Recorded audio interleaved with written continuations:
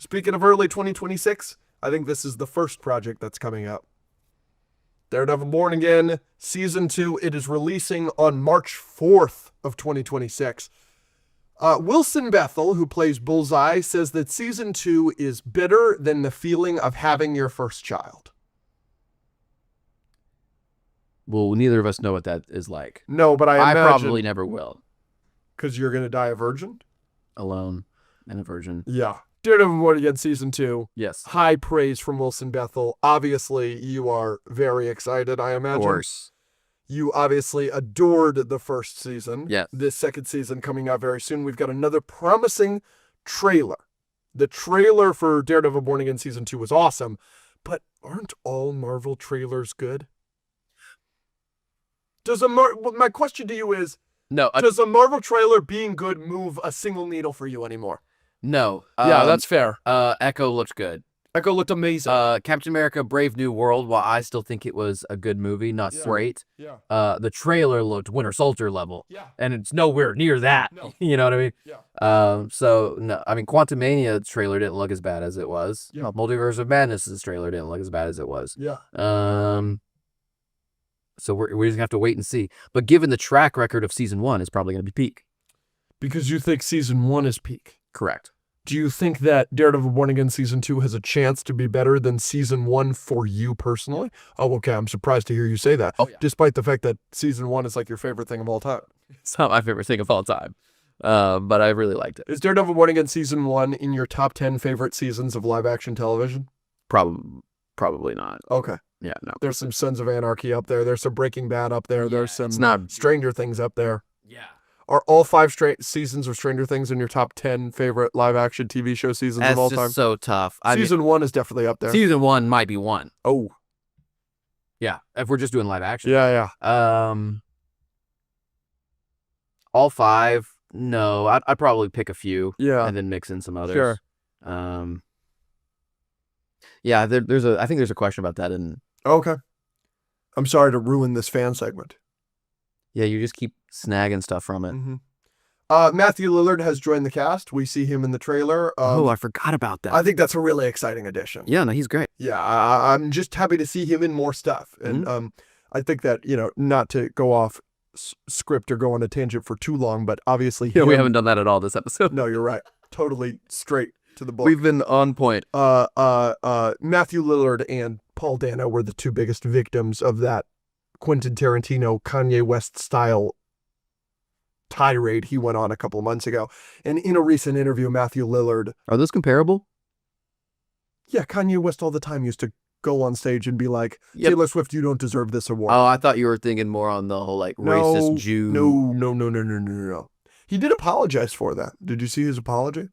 Yeah, but he's apologized a bunch. And then a week later, he'll be like, so Hitler wasn't that bad. Yeah, you're right. And you're like, okay. You're right. Okay, so you're talking about when he's calling Taylor Swift out on stage. You're comparing it to that. Yeah, okay. I'm talking about early 2000s ego, top of the ego Kanye West. Yeah. This guy sucks. Who do you think has the biggest egos ever? And why is it LeBron James? No, not giving you that one. You're not going to talk about the GOAT on this podcast that way. That was unacceptable. The rage baiting has been reversed. Biggest egos ever is a good question. You got to have Hitler up there. Sure. The ego to attack Russia when they have a treaty. Well, even the ego of Japan to attack us and then just yes. I don't want to get into history. We're going to say something stupid. Okay. So you want to talk about egos in pop culture? Sure, yeah. Kanye's up there. Mm-hmm. Quentin Tarantino. To say those things about Paul Dano and Matthew Lillard is bizarre. Who's somebody with a deserved ego? LeBron James. Michael Jordan. Lunatic. That guy had an ego. I hear Larry Bird had an ego too. Oh, yeah. And Larry Bird was a shit talker. Yeah. Big shit talker. Okay, so yes, Matthew Lillard is back. That's good. Yes. Daredevil Born Again Season 2. Frick yeah. Yeah. We got to talk about something before we really get into the nitty gritty with Daredevil Born Again Season 2. You are not a suit guy. You've said it a million times on this podcast. That black suit with the red double Ds. He's got boobies? No, it's got the D and the D on So his he's got chest. two of them. On his chest. 2 Ds Yeah, on I know. his chest. That's what Double Ds That's what they are. They're on his chesticles. chest. On his chest. So that it's the chest. We're going to move on. I just want to talk about boobs. Who's got the best boobs in history? I heard Cleopatra was pretty hot. But like hot for that time is like a 4 now. You don't know that. I think that. I think people are more attractive now than they've ever been. I don't know what the fuck happened to me. You belong in ancient Egypt. Yeah. I'm an ancient Egyptian 10. Yeah. Okay, so he's got the double D's. Yeah. But like He's got the badonkers. this new black Daredevil suit from Daredevil Born Again Season 2, one of the best suits ever put to screen in the live action. It's hard not to say that when he has such big bahonkers. Yep. Are you gonna actually have a real conversation with me? Because I have a feeling that our audience that gives us so much would be mildly interested to know what you think genuinely about the suit. I like boobs. I've said this. Okay, no, the black suit is great. I think it looks really good. Yes, I think every Daredevil suit has looked good. But this looks the best Of everything, the suit from last season was great. this suit is No, it's way re- better than the last season suit. You think that's better than every Daredevil suit we've ever gotten? In live action, yes. I really like the rope one. Yeah, me too. But it's not a traditional Daredevil suit. I know, but it's It sexy. doesn't have the horns. But I mean, in terms of horns, this suit's getting me horny. Not just because of the double boobs. Ds. Because of the boobs. Uh-huh. I knew you'd come around. All right. We're done. I'm sorry, everybody. Will Foggy return in season 2 in the mainline continuity, or is it only flashbacks? Like, will he return in only flashbacks, or is he actually alive? Is my question in Daredevil Born Again season 2. What do you think? Because I've said publicly that I would be fine with either. Yeah. But you also said at the time that you didn't want them to pull back on it. Like, you were happy that they killed him. You were happy with the decision of killing him. Sure, I was not. and I would continue to be happy with that. Yeah. I think that really set that season off to like a start, and I think it was great. I think it was one of the best scenes. That whole opening was one of my favorite things that Marvel has done. Period. Yeah. But I do agree with you that like Foggy adds so much to. He's such a great character. He adds so much to the show, and if you're able to have that opening and it affected that season quite a lot. Yeah, of course. And it was a great opening, but also be able to bring him back in a creative, good way that serves the story and help people like you enjoy the show more. Mm-hmm. You know, I think that wouldn't necessarily be a bad thing. What do you mean by people like me? People who are only attractive in ancient Egyptian times. Good callback, Andrew. That was quick. Really nice. That was quick. Yeah, I do think I want it at this point. I just, like I said, I think I said this on a recent Patreon episode where it's just, I think that the show needed the lightness that he brings. But there are large swaths of the show where he is pretty depressed and depressing as well. Yeah, absolutely. And he's just not being he's helpful. Also such a badass in season 3. He's so helpful in season 3. It's my goat. What do you expect to rate season 2 of Daredevil Born Again out of 10? 8.5 or higher. You gave season 1 like a 9.5. Yeah. So we'll see. What about you? I hope higher than season 1. I think season 1 I gave a 6. Crazy. I honestly think, the more I think about it, I think that's generous. That's just so stupid. I was thinking about it the other day. I was like, I think I'm nicer to things on the podcast because it is art and everything like that. But I was thinking about it. I gave Rise of the Beasts a 4. There's no way that's a 4 out of 10. That movie's like a 1 or 2. That movie was so fucking bad. So maybe in a couple of years, I'll turn to you and I say Daredevil Born Again was dog shit. It was 2 out of 10.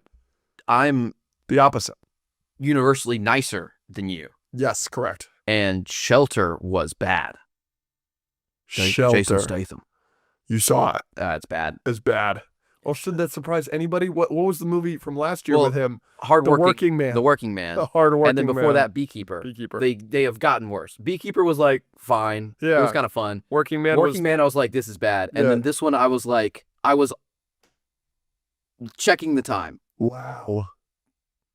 It was bad. Wow. Because like in Jason Statham movies, at least you get some like action. You know what I mean? Yeah. You don't get any action until like 30, 40 minutes in.